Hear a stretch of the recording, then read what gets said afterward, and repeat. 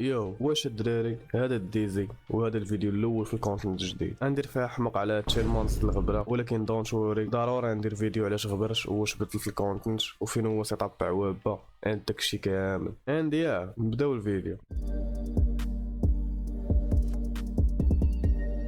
الا كنتي فان ديال الكره ضروري تكون شفتي ولا سمعتي على شي لعاب كان في البرايم ديالو وفجاه غبر وخرجوا عليه شي اخبار باللي مشى للحبس بسبب صاحبته ولا بسبب اي شي بنت وصار. ولا كنتي عمرك سمعتي شي حاجه بحال هكا دونت وري الصاد كمان اش كندير انا اصلا. بنجامين ميندي لاعب مان سيتي وليد دا مع المنتخب الفرنسي كاس العالم 2018 في روسيا، ولكن توقف من اللعب في 2021 بسبب بزاف ديال التوام ديال.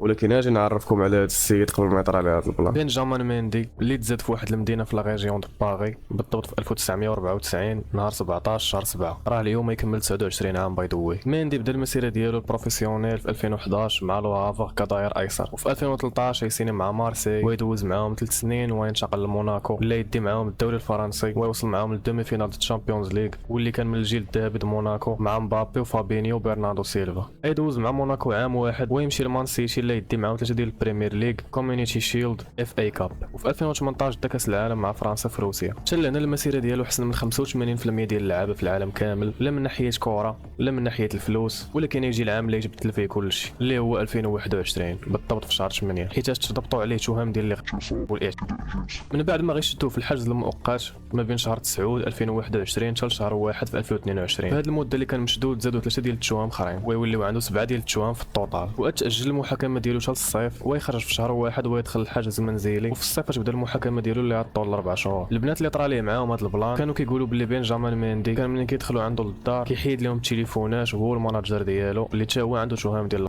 وكيدخلهم لواحد البيت اللي واخا تعيا ما تغوتش ما كيتسمع والو. ابار هادشي كامل الدار ديال ميندي كانت بعيده شويه على المدينه، وميندي كان كيقول باللي كاع البنات اللي كانوا كيجيو عنده راه كيجيو بالرغبه ديالهم وباللي هو اي حاجه دارها معاهم كانت بالرضا ديالهم. ولكن كومون السطره بنت جايه عندك حتى للدار ودارك بعيده على المدينه واش غتكون ناويه هي مثلا تقرا القران؟ المهم نمشيو دابا لشهر 7 نهار 14 2023 النهار اللي تا هو يتبدل فيه كلشي تقريبا، اللي هو النهار اللي يتثبت باللي راه بريء ويسقطوا عليه كاع دوك التوام اللي كانوا عنده ويخرج داك الفيديو اللي كيقول فيه الحمد لله. الحمد لله. Ben welcome.